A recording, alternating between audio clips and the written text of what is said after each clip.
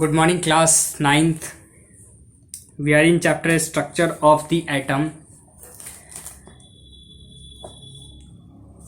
In previous lecture, we talk about a structure of atom in which we discussed about J.J. Thomson, the model developed by J.J. Thomson and developed by Rutherford.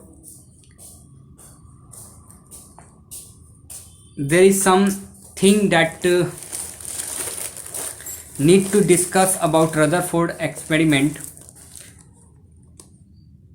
Rutherford conclude from alpha particles scattering experiment that the conclusion of that experiment is: first, most of the space inside the atom is empty because most of alpha particle passes through the gold fuel without getting deflected. Second, very few particles are deflected from their path, indicating that the positive charge of the atom occupies little space.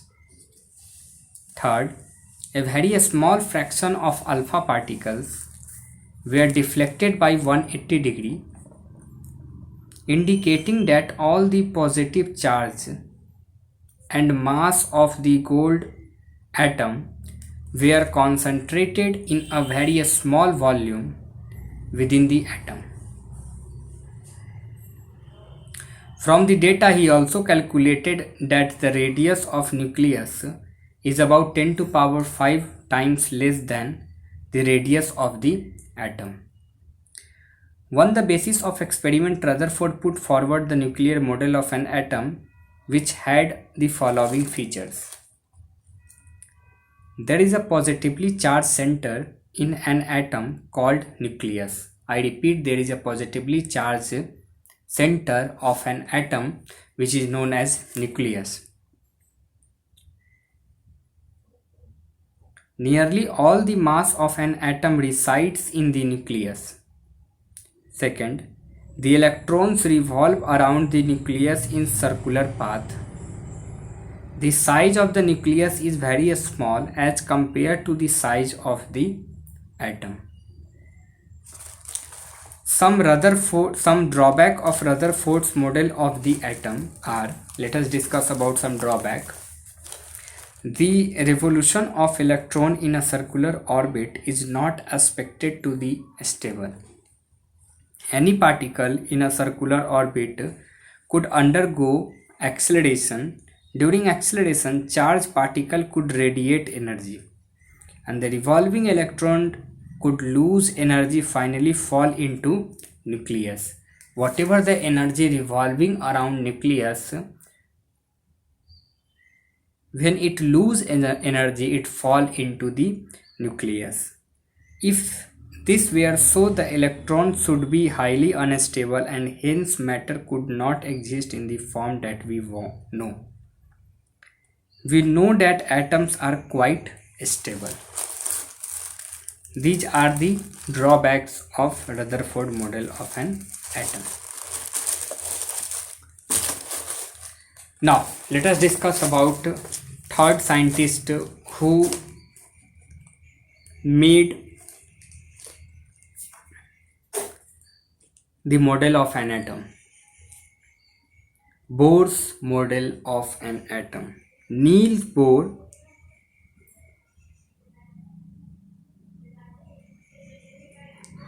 put forward the following postulates about the model of an atom.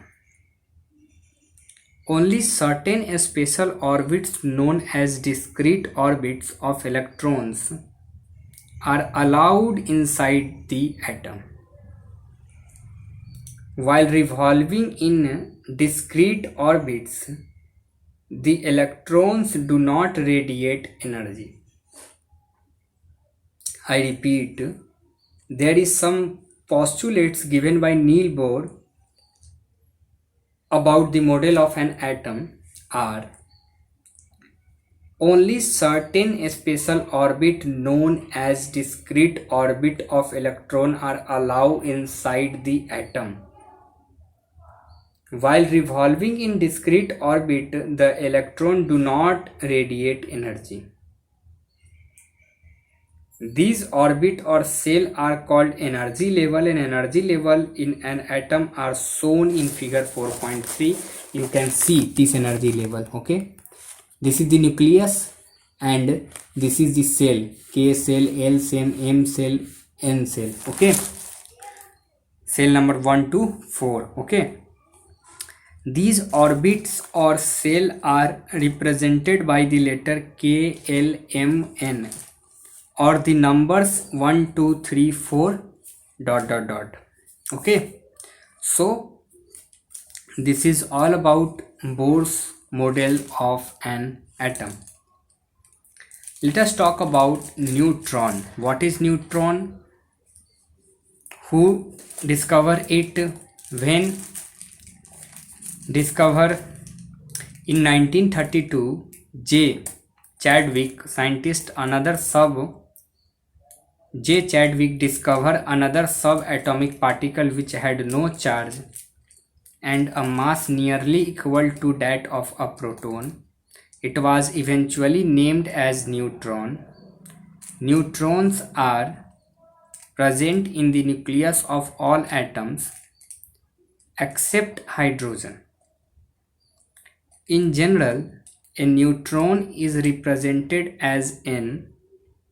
The mass of an atom is therefore given by the sum of the masses of protons and neutrons present in the nucleus.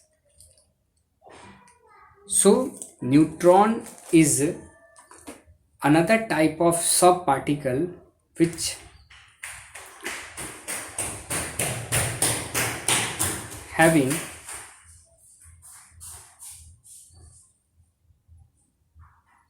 no charge, which had no charge and a mass nearly equal to that of a proton. Neutrons are present in nucleus of all atoms. In general, a neutron is represented as a small n, and the mass of an atom is represented. The mass of an atom is therefore given by, remember, the mass of an atom is given by the sum of the mass of proton and neutron.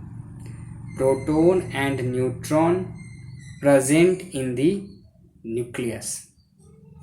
Okay.